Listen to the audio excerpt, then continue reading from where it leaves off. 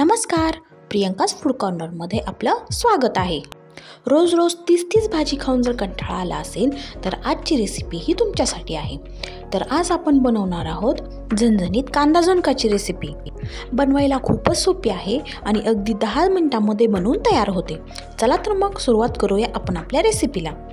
त्यासाठी मी इथे 5 मध्यम आकाराचे कांदे घेतलेले आहेत। हे कांदे आपल्याला उभे बारीक कट करून घ्यायचे आहेत। कांदे कट करून झाल्यानंतर आपल्याला एका कढईमध्ये 5 ते 6 टेबलस्पून इतकं तेल घ्यायचं आहे। कांदा झुणका बनवण्यासाठी इथे आपल्याला तेलाचा थोडा जास्त वापर करायचा आहे। तेल व्यवस्थित कडकडीत गरम झाल्यावर यामध्ये आपल्याला जिरे आणि मोहरी टाकून घ्यायची आहे। जिरे मोहरी व्यवस्थित तडतडली की यामध्ये आपल्याला कढीपत्ता टाकायचा आहे। कढीपत्ता व्यवस्थित तडतडला की आपण कट केलेला कांदा यामध्ये आपल्याला घालायचा आहे। माझ्या रेसिपी जर तुम्हाला आवडत असतील तर माझ्या चॅनलला सबस्क्राईब करा आणि बेल आयकॉनला क्लिक करा, म्हणजे नवनवीन रेसिपीजचे नोटिफिकेशन तुम्हाला सगळ्यात आधी मिळतील। आणि व्हिडिओजला लाईक, शेअर आणि कमेंट करायला विसरू नका। कांदा आपल्याला व्यवस्थित तेलामध्ये फ्राय करून घ्यायचा आहे। कांदा व्यवस्थित फ्राय व्हावा यासाठी आपल्याला कांद्यामध्ये थोडंसं चवीपुरतं मीठ आणि थोडीशी साखर टाकायची आहे।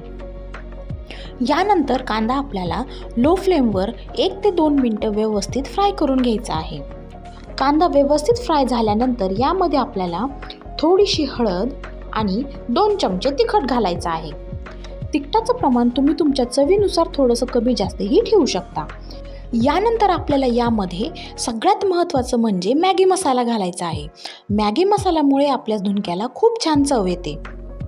मॅगी मसाला घातल्यानंतर हे सगळे मसाले आपल्याला तेलामध्ये व्यवस्थित लो फ्लेमवर फ्राय करून घ्यायचे आहेत। आता आपले मसाले तेलामध्ये व्यवस्थित फ्राय झालेले आहेत। आता यामध्ये आपल्याला 4 चम्मच इतकं बेसन पीठ घालायचं आहे। बेसन पीठ घातल्यावर हे पीठ आपल्याला कांद्यामध्ये व्यवस्थित मिक्स करून घ्यायचं आहे। आपण पाहू शकतो बेसन पीठ आता आपलं व्यवस्थित कांद्यामध्ये मिक्स झालेलं आहे। आता हे मिश्रण आपल्याला लो फ्लेमवर 2 मिनिटांसाठी झाकून ठेवून शिजवायचं आहे। 2 मिनिटांनंतर आपण पाहू शकतो आपलं बेसन पीठ आता बऱ्यापैकी शिजलेलं आहे। हे आपल्याला थोडंसं कोरडं वाटत आहे, यासाठी यामध्ये आपल्याला 2 ते 3 चम्मच इतकं गरम पाणी घालायचं आहे। गरम पाणी घालून आपल्याला हे बेसन पीठ परत झाकून ठेवून लो फ्लेमवर 2 मिनिटं शिजून घ्यायचं आहे। 2 मिनिटांनंतर आपण पाहू शकतो आपलं बेसन पीठ आता व्यवस्थित असं शिजलेलं आहे आणि याचं टेक्स्चर पण व्यवस्थित आलेलं आहे।